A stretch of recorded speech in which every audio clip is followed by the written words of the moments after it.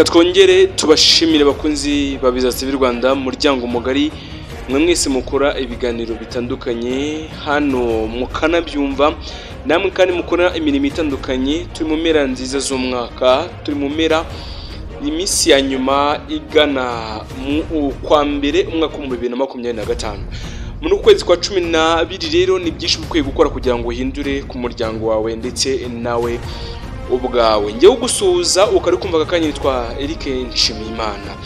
Reka akenshi nano twibande ku muryango nk'uko twigeze kuva ku kiganiro kivuga igihe wenda umugore utwite akwiye gukora imibonano mpuzabitsina ikwiye. Reka nanone tubwire bimwe mu bintu byagufasha gutera akabariro igihe uri kumwe n'umufasha wawe cyangwa se igihe uri kumwe n'uwiwawe. Ariko ndibanda ku mafilime agera ku 9 yagufasha cyangwa se filime 9 zagufasha kugira ngo igihe ugire ku ngingo nziza yo gutera akabariro.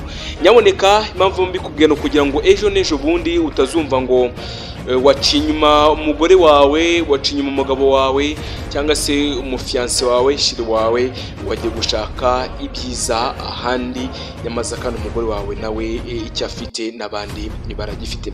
Mu gihe rero benshi batekereza ko filime zigamije gutanga ibyishimo ndetse no gusurutsa gusa, izindi zikoreshwa mu gusobanura insanganyamatsiko zikomeye cyane ndetse no kwigisha mu buryo bumwe. By'umwihariko kandi filime zivuga ku mibanire n'imyitwarire y'imibonano mpuzabitsina zifasha cyane ababa bashaka kumenya ndetse no kwakira neza uwo bari kumwe nawe.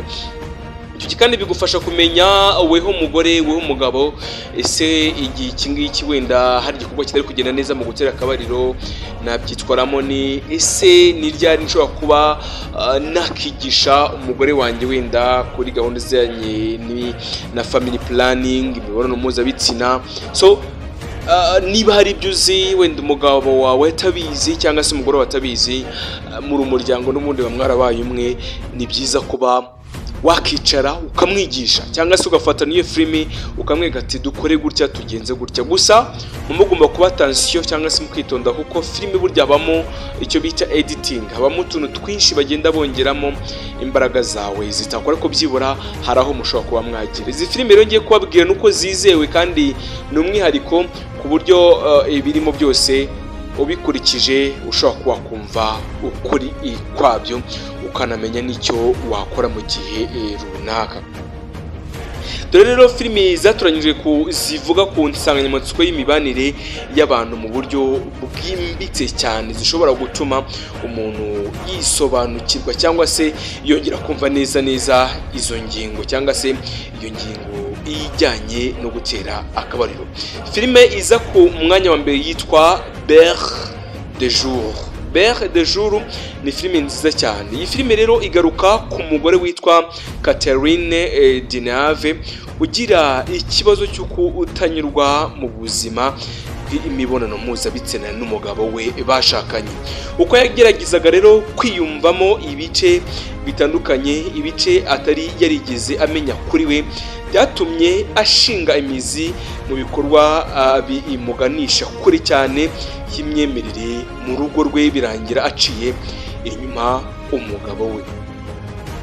Nibyo nahoze mbabwira, urumva kuba wagira gutya ugaca inyuma umugabo wawe cyangwa se ugaca inyuma umugore wawe, urumva n'ibintu wamenya ukuntu byagiye bigenda, ibintu wamenya n'ukuntu yagiye byitwaramo. So ukaba wakiga nawe aho kugira ngo ujye guca inyuma umugabo wawe kandi nyamaza uzi ikibazo nk'uyu Catherine yari afite, ukaba wakirwanya hakiri kare. Wa mugore we, wa mukobwa we cyangwa se wa mutegarugori we, wa mwari we, niba uri kunyumva hari byinshi ugomba kubahindura mu buzima bwawe.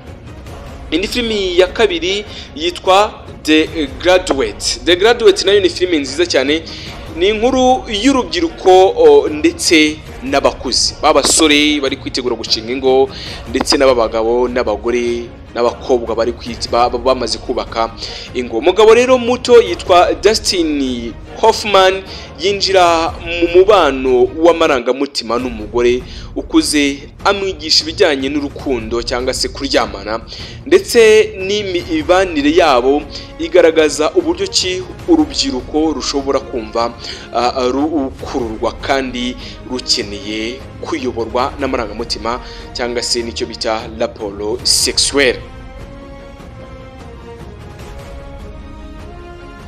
Indi filime ya gatatu, niba uri kumva ikiganiro aka kanya cy'ubuzima, nakubwiye ngo ni Biza TV Rwanda, uri mu Burundi, uri muri Tanzania, uri muri Repubulika ya Demokarasi ya Kongo, Uganda, mu ntara zitandukanye, mu Rwanda mu ntara zigeze kuri enye n'umujyi wa Kigali, n'uturere tugeze kuri 30, kandi namwe bari hakurya ikota amasimbi mutere nkunga Biza TV Rwanda, ndabashimiye. Indi filime ya gatatu yitwa Boogie Night cyangwa se Boogie Night, igaruka ku buzima bwa Dak Digala, icyamamare mu mafilime y'urukozasoni n'uburyo yagiye agirana imibanire yihariye n'abandi batandukanye, byerekana uburyo ki abantu bagenda bamenya agaciro k'ubuzima bwabo muri rusange. Ni filime ya kane yitwa Latifa, ni filime nziza cyane nayo wagenda ukareba. Umugabo rero ukuze akururwa n'umwana muto cyane, ibi kandi bikaba bigaragaza neza ibibazo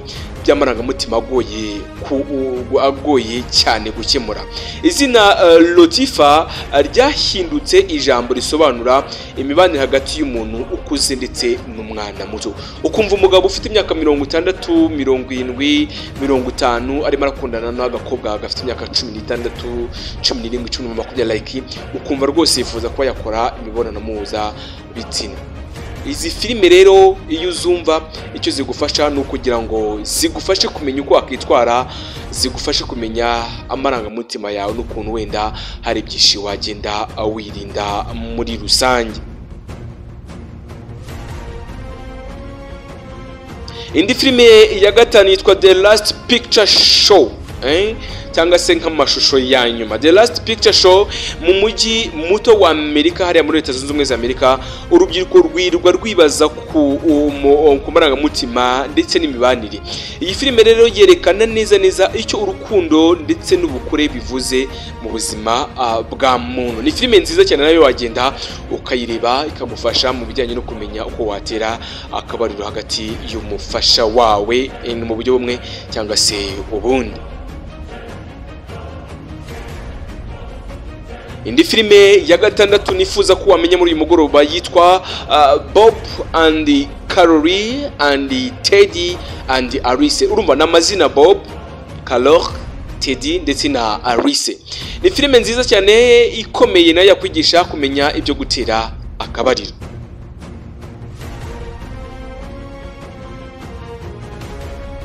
Ni filime nziza cyane, urebye amashusho yayo uko ateye, uburyo imibonano mpuzabitsina irimo igenda ikorwa, nayo yakwigisha uburyo ki nawe wakitwara mu rugo iwawe. Ibyo byose kandi iyo bigenda biba muri ayo mafilime atandukanye ukabireba, ushobora kuba wabyigiraho ukiga rwose nawe ukamenya uburyo ki wenda umugore iwawe mu rugo ushobora kuba nawe mwaterana akabariro kugira ngo murebe ko byibura kuvuga ngo uramuca inyuma ngo kuko wenda umugore atabiryoshya, ngo uramuca inyuma kuko umugabo atabiryoshya, nyamara izi filime wagenda ukazireba. Iya gatatu ni Bob, Carole, Teddy ndetse na Alice. Iyi filime iragaruka ku gihe cyiswe icyo gukundana nta mipaka, there is no borders, nta boda nimwe zihari zatandukanya urukundo. Igasuzuma kandi uburyo ki bwimbitse, uburyo bw'imibanire y'abantu bane bihariye mu rukundo. Igarukira kandi cyangwa se igakurikirana ibibazo by'amarangamutima bishobora kuvuka igihe abashakanye bafunguye amarembo ku mibanire idasanzwe mu rukundo rwabo. Indi yitwa ya karindwi, filime na ya karindwi nashatse kukubwira, yitwa Last Tango in Paris. Abantu rero babiri bahitamo kugirana umubano utubahiriza imyitwarire isanzwe y'aba bana bakundana benda gushakana.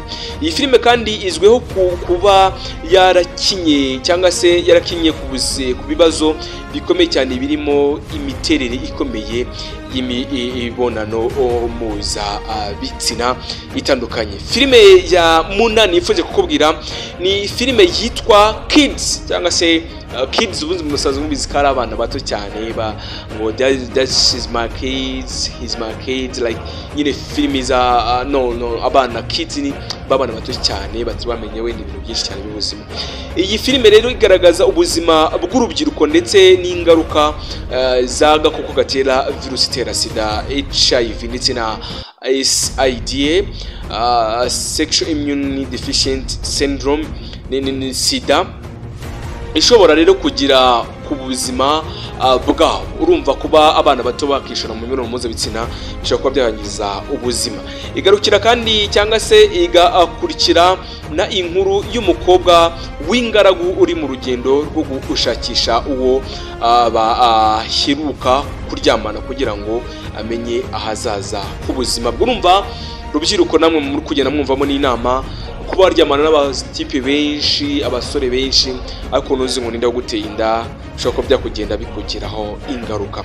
Filime ya nyuma nifuje kukubwira yitwa Fifth Shades of Grey cyangwa se Fifth Shades of Grey. Ni filime nayo nziza cyane wagenda ukayireba. Umubano hagati y'umunyamakuru muto ndetse umunyamakuru muto n'umukire witwa Christiana Grey.